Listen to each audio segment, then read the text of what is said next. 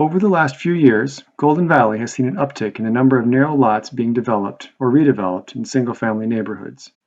This video provides information about proposed changes to the city's zoning regulations for developing narrow lots, including background on the issues, a summary of the process conducted to date, and information regarding the 9 zoning elements being investigated. After watching this presentation, feel free to submit questions to city staff using the comment box on this webpage. Changes in neighborhoods generally attract the interest of residents, and new development on narrow lots is one such event. The City Council asked the Planning Commission to work with staff to determine if modifications to the zoning code should be considered in order to reduce impacts on neighboring properties. The City Council directed the Planning Commission to primarily focus on lots that are 50 feet wide or less. While new lots of this width cannot be created through the subdivision process, the minimum lot width for new lots is 80 feet. There are places throughout the city where older plats have resulted in lots that are 60, 50, or even 40 feet wide. The city cannot prevent these legal lots from being used, but it can set reasonable restrictions on the size, massing, location, and other aspects of any homes constructed. Starting in October of 2019, the Planning Commission set out to better understand the issues and explore potential solutions.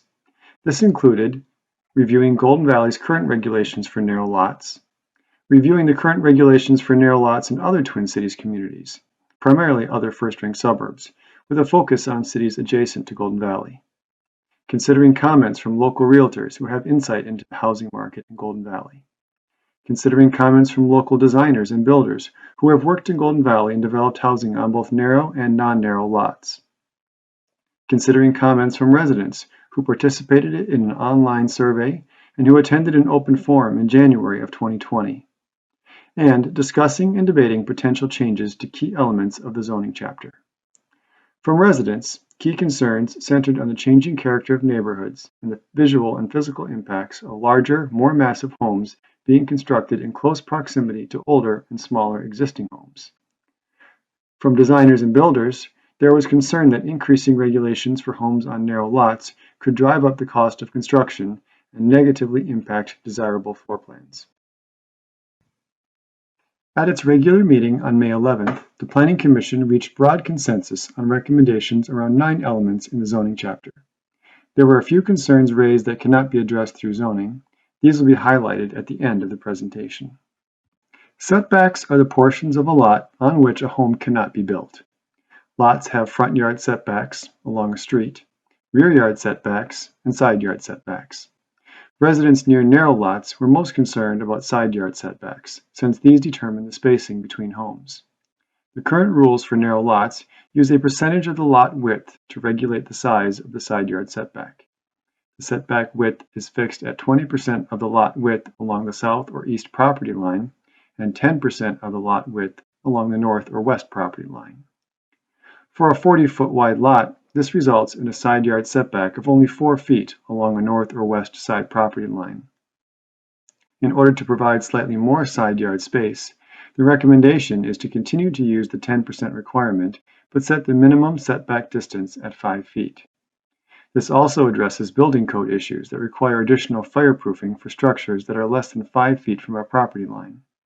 Side yard setbacks along a south or east side property line would continue to be set at 20% of the lot width. This change, if adopted, would create 13 feet of side yard setbacks and 27 feet of buildable width on a 40-foot wide lot. On a 50-foot wide lot, it would maintain 15 feet of side yard setbacks and 35 feet of buildable width. Current zoning regulations require all new single-family homes to have a 2-stall garage. This translates to about 22 feet of building width. Given the relatively small amount of buildable width available on a narrow lot, there are concerns that new homes on narrow lots will have front facades that are dominated by garage doors and leave very little space for front entries. Aesthetically, a facade that has less garage frontage and more space devoted to an entry and a front room has been viewed as more desirable. The current recommendation is to modify the garage stall requirement and allow homes built on lots 50 feet wide or less to have only 1 garage stall. In addition, the width of any garage would be limited to no more than 65% of the front facade of the home. The three-dimensional area on a lot within which a home can be constructed is called a building envelope. It's primarily determined by combining yard setbacks and height limits. The next three elements all deal with the shape of the building envelope. In Golden Valley, the building envelope steps back toward the center of the lot, producing an imaginary tent shape. The pitch of this tent, the vertical to horizontal relationship, is currently steeper for lots 65 feet or less in width than it is for lots over 65 feet. This allows homes on narrow lots to potentially be taller in portions of the lot that are closer to neighboring properties than those on non-narrow lots. By slightly flattening this ratio and making it consistent with the regulations for non-narrow lots, this difference is eliminated. The tent-shaped portion of the building envelope sits atop a base that is 15 feet tall. This means a home built right up to the side yard setback line could have a 15-foot wall before the structure would be required to step back towards the center of the lot. In order to reduce some of the massing allowed in the proximity of a neighboring property, this wall height is recommended to be reduced to 13 feet.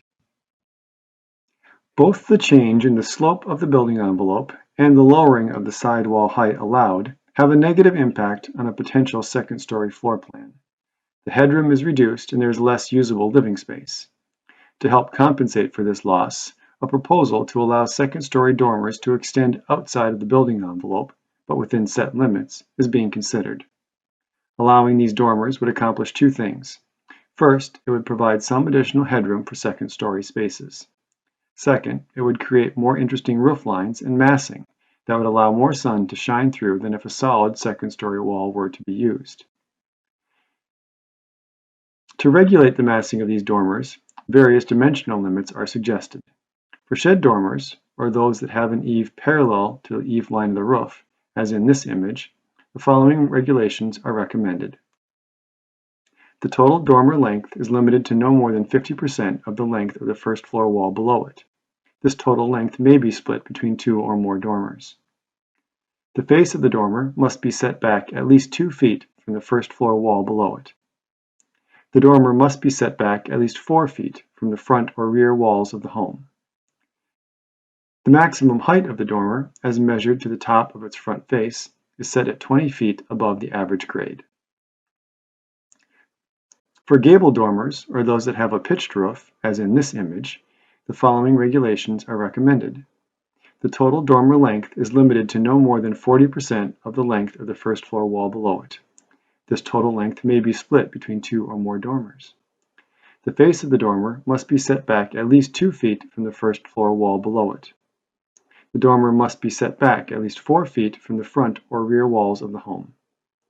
The maximum height of the dormer, as measured to the top of its peak, is set at 25 feet above the average grade. To add visual interest to the side walls of single-family homes, zoning requires that walls longer than 32 feet jog or articulate in or out by a distance of 2 feet for a length of at least 8 feet. Currently, certain structural elements, such as bay windows or chimney chases, are allowed to extend into the side yard setback in order to help meet this requirement.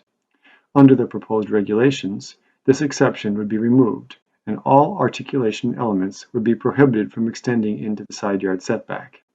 Eaves would still be allowed to overhang within the side yard setback by up to 30 inches. By definition, in Golden Valley, any yard that abuts a street is considered to be a front yard.